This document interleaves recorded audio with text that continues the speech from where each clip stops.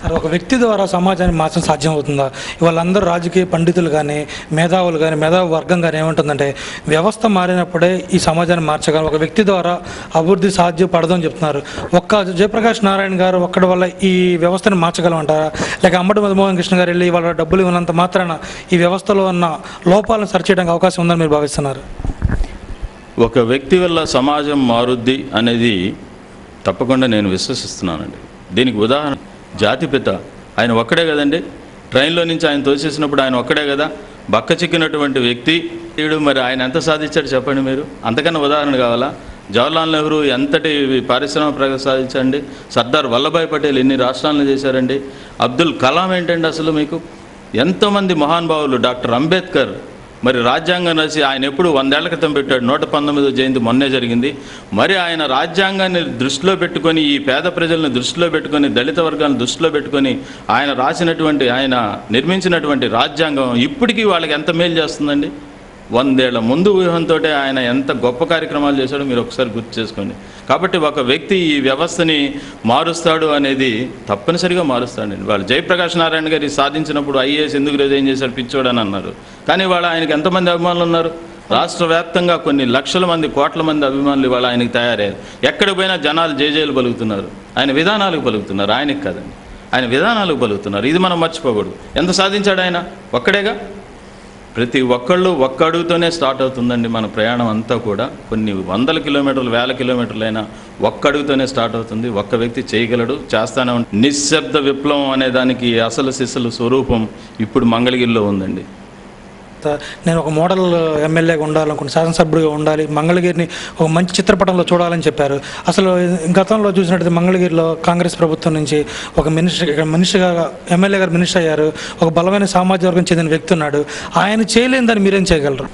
ఆయన చేయలేని మార్పులు నేనేం చేయగలిగినంటే, ఆయన చేయలేని పనులు చాలా ఉన్నాయండి. వాటిని అన్నింటిని కూడా తప్పక నిర్వర్తించగలనని చెప్పి నేను అనుకుంటా ఉన్నాను. ఎందుకనంటే దాదాపుగా అన్ని సబ్జెక్టులు తెలుసు నాకు. ఏది ఎట్లా చేయాలి, ఏ పని ఎట్లా సాధించాలి, ఏ పనికి ఎవరిని మనం అడగాలి, ఎక్కడ డిమాండ్ చేయాలి, ఎక్కడ రిక్వెస్ట్ చేయాలనేది నాకు బాగా లోతుగా పరిశీలన ఉంది, అవగాహన కూడా ఉందండి. తప్పకుండా సాధిస్తాను. ఆయన గురించి ఎక్కువ నేను కామెంట్ చేయదలుచుకోలేదు. ఎందుకనంటే ఒక్కటే మీకు ఉదాహరణ, ఆయన బాగా చేస్తుంటే మళ్ళీ సీట్ ఎందుకు మారుస్తారండి? అసలు ఒక మినిస్టర్గా చేసిన ఆయనకి, రూలింగ్ పార్టీలో ఉండి మినిస్టర్గా చేసిన ఆయనకి, రూలింగ్ పార్టీ పైన కూడా ఉండి ఆయనకి మళ్ళీ సీట్ ఎందుకు ఇవ్వలేదండి? అసలు ఆ ఒక్క విషయం ప్రజలు ఆలోచించుకోవాలి. ఆ ఒక్క విషయం చాలు మీకు తెలియడానికి. మంగళగిరిలో నిశ్శబ్ద విప్లవం జరుగుతూ ఉంది. అంబటి మధుమోహన్ కృష్ణ గారు అట్లాగే లోక్సత్తా పార్టీ విజయం సాధించబోతుందని చెప్తున్నారు. మీకు సమీపంగా ఇప్పుడు ఫస్ట్ ప్లేస్లో మీరు ఉన్నట్లయితే సెకండ్, థర్డ్ ప్లేస్లో మీకు సమీపంగా ప్రత్యర్థి ఎవరు ఉండబోతున్నారు? మీకు సమూజ్జిగా ఎవరు భావిస్తున్నారు? నాకు సమవుజ్జిగా ఉండగలరని భావిస్తున్నది ఒక్క కాంగ్రెస్ అని నేను అనుకుంటున్నానండి. ఎందుకనంటే సమవుజ్జి కూడా నన్ను సెకండ్ ప్లేస్ కాంగ్రెస్కి వస్తుందని చెప్పి నేను అనుకుంటా ఉన్నాను. ఎందుకంటే ఇంకా ఎస్సీ ఎస్టీల్లో ఆ అమాయకత్వం పోలేదండి. ఇప్పటికీ ఇందిరమ్మ అని అంటున్నారే కానీ ఇక్కడ ఎంతమంది దోపిడీదారులు ఉన్నారు, దగాకోర్లు ఉన్నారు, కబ్జాకోర్లు ఉన్నారు ఈ కాంగ్రెస్ పార్టీలో అనేది వాళ్ళు గుర్తించడం లేదు. ఇంకా మనకి వడ్లపూడి నారింజ అని ఇప్పుడు కూడా నారింజకాయలు అమ్ముతూ ఉంటారు. అసలు వడ్లపూడిలో ఒక్క నారింజ చెట్టు లేదు. అంటే కాంగ్రెస్ ఒకప్పుడు ఇందిరాగాంధీ చేసినటువంటి మంచి పనులు, ఒకప్పుడు కాంగ్రెస్ చేసినటువంటి మంచి పనులు ప్రజలు ఇంకా మర్చిపోలేక ఆ నాయకులే ఉన్నారు, ఇప్పటికి కూడా ఆ పరంపరే ఉంది, ఆ వారసులే ఉన్నారని అనుకుంటున్నారు. కానీ అది పూర్తిగా భిన్నంగా ఉన్న పరిస్థితులు ఇప్పుడు రియలైజ్ అవ్వలేకపోతున్నారు.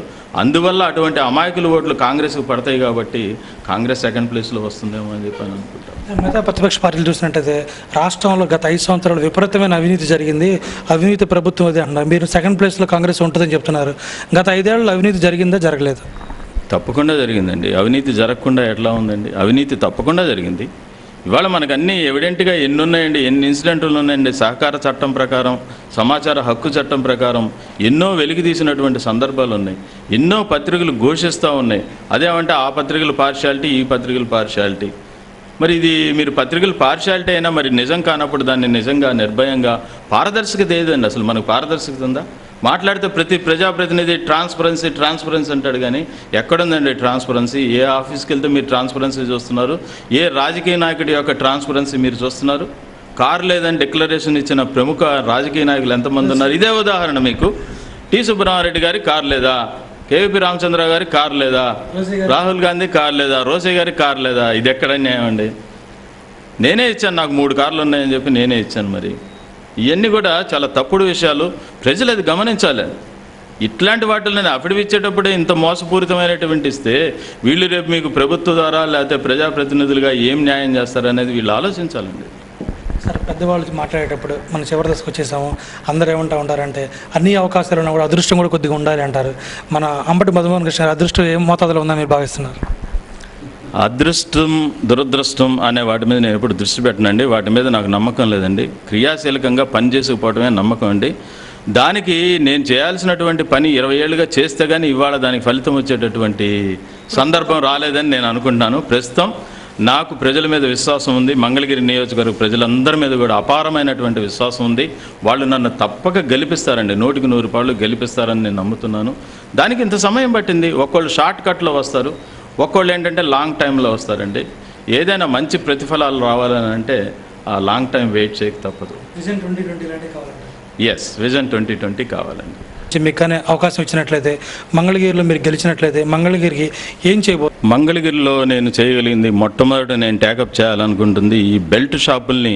ఏదో అప్పుడప్పుడు కాకుండా, ఎలక్షన్లప్పుడు లేకపోతే ఇంకెప్పుడో ప్రజలు ధర్నాలు చేసినప్పుడు కాకుండా పూర్తిగా ఈ 5 ఏళ్ల కాలం కూడా కంటిన్యూస్గా ఈ బెల్ట్ షాప్ అనేది ఎక్కడ లేకుండా 100కి 100 పాళ్ళు సాధించి తీరుతానండి. రెండవది, ఇది వ్యవసాయక పరంగా ఎక్కువ ప్రాముఖ్యత ఉన్నటువంటి నియోజకవర్గం అండి.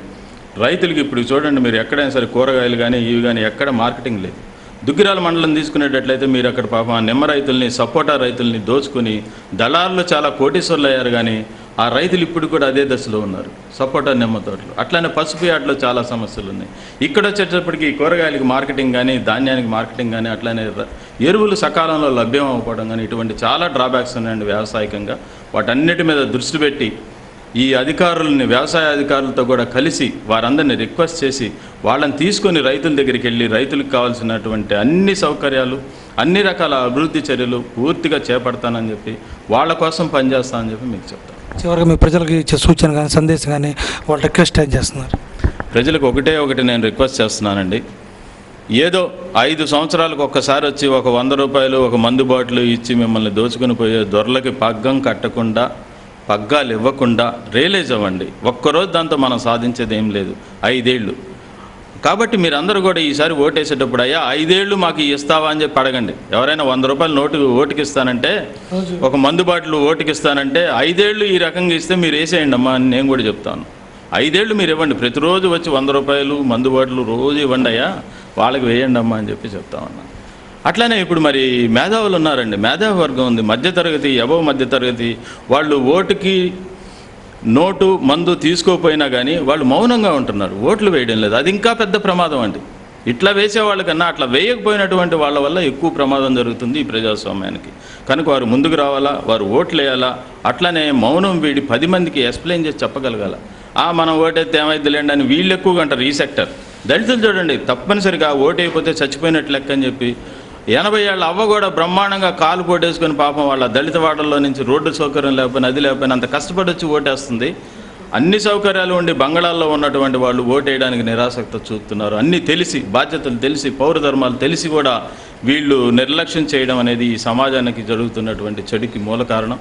కనుక మౌనం వీడండి, నడుం కట్టండి, ముందుకు రండి, లోక్సత్తాని గెలిపించండి. ఒక్క ఎమ్మెల్యే అయినా ఇక్కడి నుంచి కనుక లోక్సత్తా నుంచి వెళ్తే గుంటూరు జిల్లా నుంచి జయప్రకాష్ నారాయణ గారికి ఎంతో అండగా ఉన్న వాళ్ళు అవుతారు.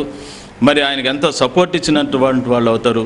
ఆయన సత్తా మరింతగా చూపించడానికి ఈ లోక్సత్తా పార్టీని ఆదరించిన వాళ్ళు అవుతారని చెప్పి మీ అందరికి కూడా 2 చేతులు ఎత్తి నమస్కారం పెట్టి విజ్ఞప్తి చేస్తాను.